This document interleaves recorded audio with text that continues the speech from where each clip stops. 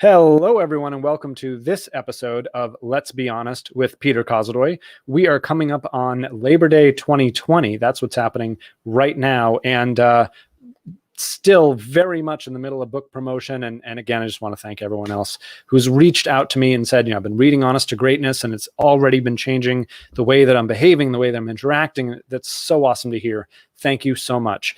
Today, I have a very special guest who is a master at persuasion. And what is persuasion but being honest about what's going on in the minds of others and being able to get to a common goal together? So I'd like to introduce Mr. Jason Cutter. Jason, how you doing, man? I'm doing great. I am super excited to be chatting with you, especially about this kind of topic. Outstanding. So Jason, take 3-4 minutes and tell everyone who you are, what you do, and what gets you fired up. So I guess the best place to start is actually in reverse. So what I'm doing now, so I'm a consultant. I help companies and individuals with their sales effectiveness, become better at selling, about systems, processes, consistency, turning well-meaning salespeople into top performers and helping companies scale. And what's interesting about all that is, despite my 17 years of sales and sales leadership experience, my bachelor's degree is in marine biology. I was a shy, awkward, only child who was bullied as a kid, and my parents are two very analytical people. It was almost an anti-sales household. So I was not destined to be where I am now. And I think part of that was a tough journey in my life, and then also has made me really effective at helping people as customers, and then also helping other people, because I'm not a natural born salesperson, despite what people think. And, it's been an interesting journey where I've avoided sales for a long time. I even started in sales, and then I ran away for years and years, and then went back to it. And then, really became self-aware of what I love to do, which is coaching and teaching and helping people. You know what, Jason, I've recently come to understand that people who are forced into sales early on, like spent like their young 20s doing like door-to-door sales, stuff like that, they build a kind of resiliency and a systems mindset and a behavioral psychology acumen that I think is so transferable to so many other places in life. And as you're talking and I'm listening, I'm just thinking like sales, like we're all in sales, no matter whether we're in sales or not. Like whether it's convincing our spouse to go to a certain place for dinner or convincing a child to do the right thing or whatever, like it's all about persuasion. Am I right? Yeah, that's it's one thing I say all the time is everything in life is sales. No matter what you're doing, even if you're an employee at a company, you have an operational role, you don't think you sell, you're selling your manager on why your ideas are good. You're selling your teammates on why they should help you. It's literally, again, your spouse wanting to go to the movies, it's all sales. Totally. So Jason, take us to a time, this question I always ask, when you had to get brutally honest with yourself. What was the situation? What did you do? And what happened next?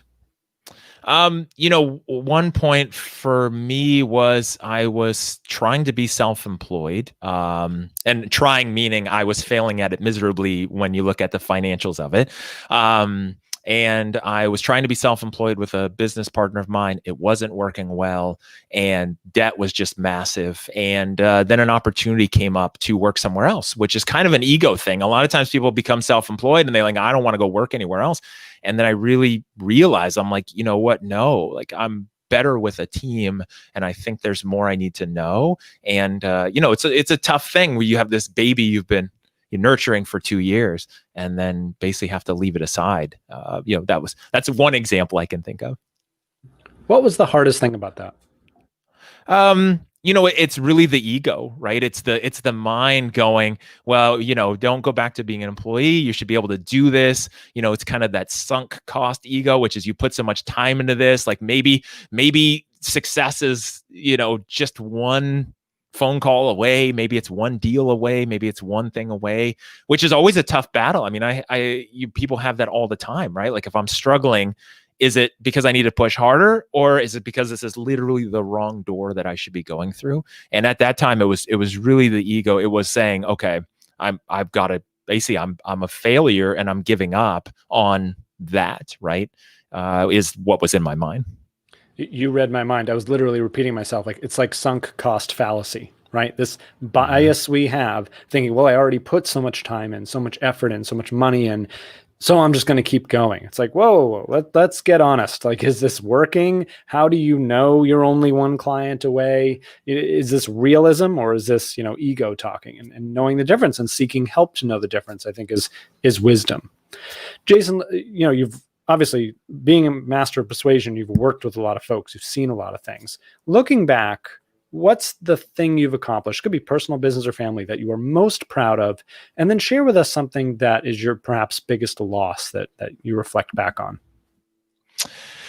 So let's see. So the biggest thing that I'm most proud of, one of which was going to college, being the first one in my family and all of my family to go to college. And I wasn't really ready for it. So it was something my parents more kind of pushed me to do. And then, what I'm really proud of is then later, much, much later in life, realizing that I wanted to go back to school and got my MBA, and that it was something I really wanted to do, and it was really fun and easy. And I know it's just a piece of paper, but it was also kind of a milestone, and then also just a fun experience. Like, I really enjoyed it. I really wanted to be a student. It was the easiest thing I've ever done, which most people can't say, because I just wanted to do it, and I was just excited about the topic.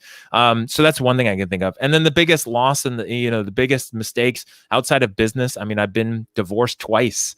And so, each one of those is some kind of loss and failure at some level. And at this point in my life, when I look back on that, I see where I am responsible and what I did, no matter what. And, it's tough. I mean, you can't change the past. So you just got to, move forward.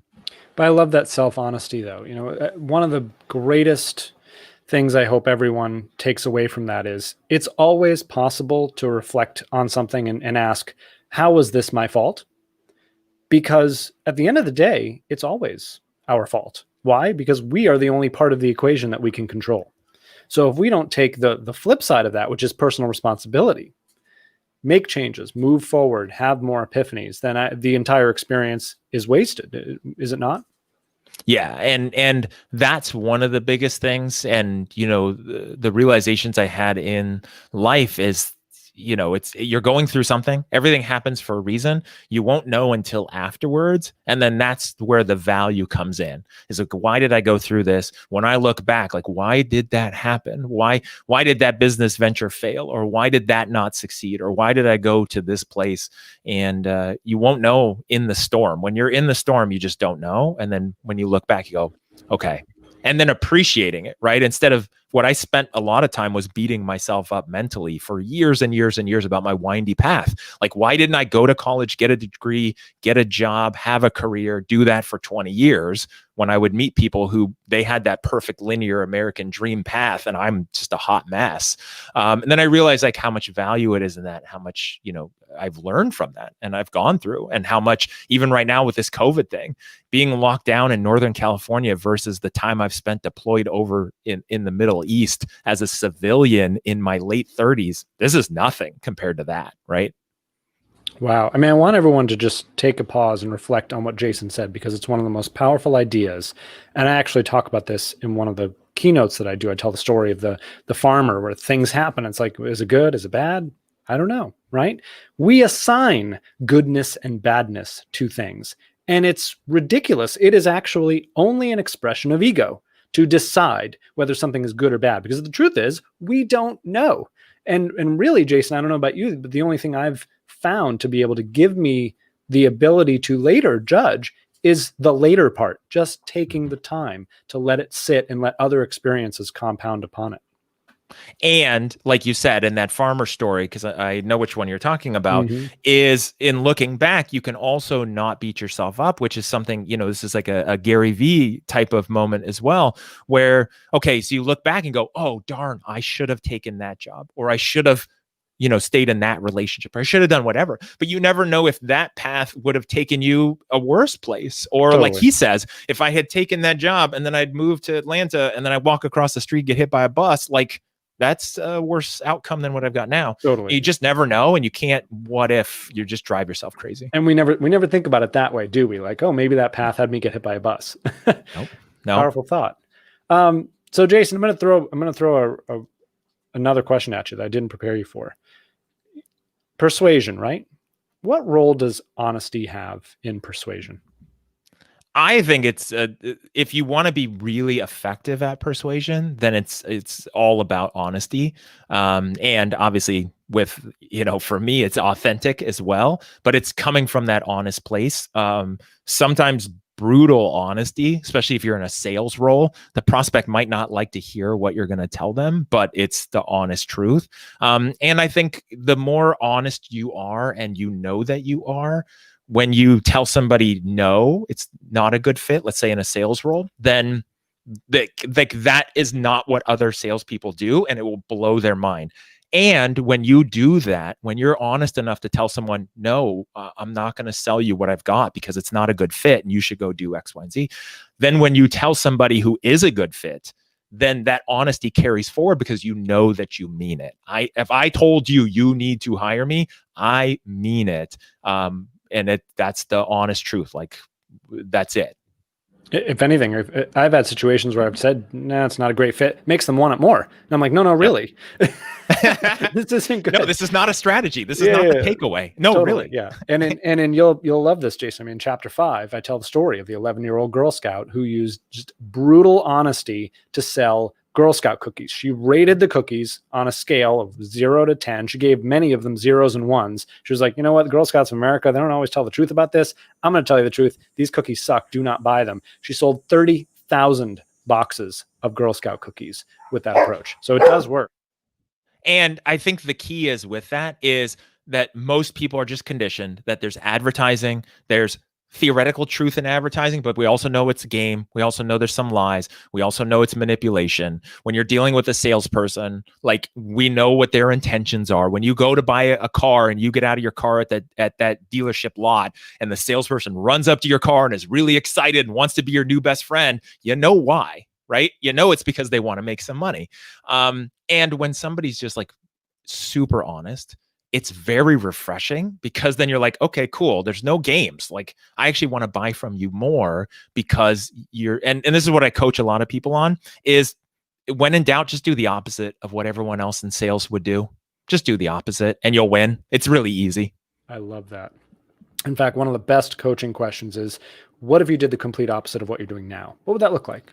What would it look like? And usually it is something groundbreaking that we don't usually think about. So I love that so much. And I honestly, of course I wrote a book about it, right? But of course I couldn't agree more. And there's a reason why we have idioms in English like, oh, that's refreshingly honest.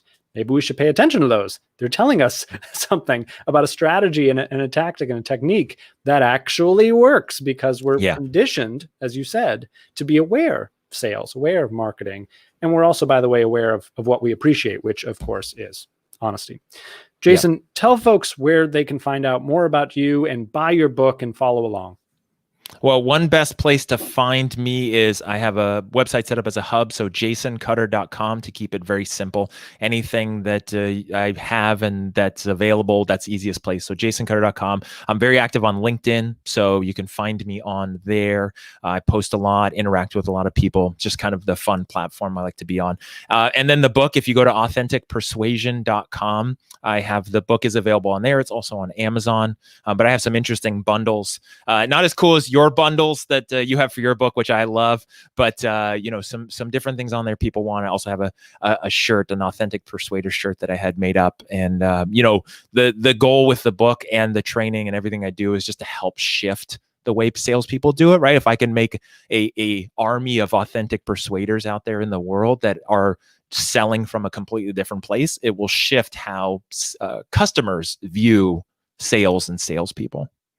I love that. An army of people who understand not only how important persuasion is, but also like what are the frameworks, and not just to wing it, right? Do it out of our heads. I think that's really, really important. Jason, it's been an absolute pleasure. If you are interested in what Jason has been saying, please go ask yourself why he's teaching the things he's teaching and how important it is. And of course, go grab your copy of Honest to Greatness as well. I have a feeling, Jason, there's going to be a lot of overlap for folks. Thank you so much for being on the show. Thanks for having me, Peter. It's been my pleasure. And until next time, I'm Peter Kozodoy. Thanks for being honest.